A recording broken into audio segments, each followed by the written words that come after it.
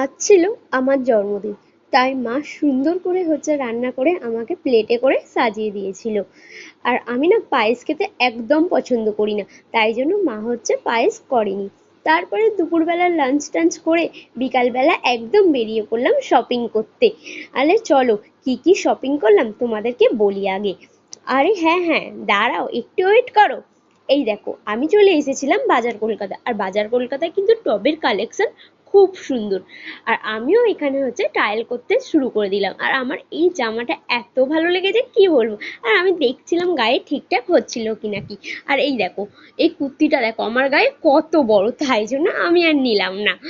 ভালো লাগছে না, আমার মুখের রিয়াকশন দেখেই তোমরা এতক্ষণ বুঝে গেছো। আর টপগুলো কিন্তু আমার গায়ে একদমই ফিট করে যায়। তারপরে জামা প্যান্ট কিনে শপিং টপিং করে বেরিয়ে গেছিলাম বিরিয়ানি খেতে।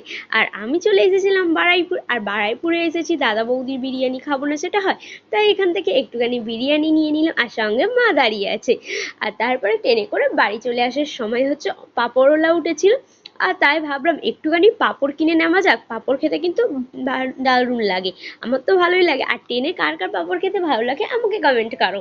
তারপর চলে এসেছিলাম, এসে দেখি ভাই একটা কেক এনেছিল, সুন্দর করে কি নাকি কেকটাকে সাজিয়ে রেখেছিল। আমি জানতামও না ভাই কেকটা এনেছিল।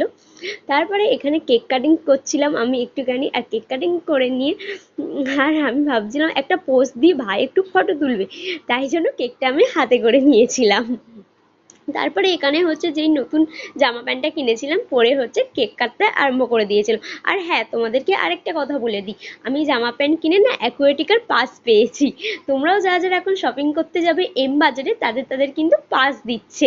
আর আমি গেছিলাম বারুইপুরে, আর এখানে কেক কাটিং করে সবাইকে খাইয়ে দিয়েছিলাম। তারপর আবার একবার কেক কাটিং করছিলাম, করে নিজে নিজে নিজে নিজে নিজেকেই খাচ্ছিলাম। তারপর এখানে দেখো মাও খাইয়ে দিচ্ছিল। তারপরে ভাইও দিচ্ছে গালে, আর ভাইয়ের এক হাতে ফোন বলে ওইভাবে ভাই দিচ্ছে। আর চলো, কেক কাটিং হয়ে গেল, এবার একটুখানি বিরিয়ানি খেয়ে নেওয়া যাক। দাদা বৌদির বিরিয়ানি বলে, ব্যারাকপুরে না হোক বারুইপুরে তো, আমরা ততক্ষণ বিরিয়ানি খাই। তোমরা ততক্ষণ ভালো লাগলে পেজটাকে লাইক কমেন্ট করে দাও, আর ফলো করতে ভুলো না। দেখা হচ্ছে নেক্সট ব্লগে।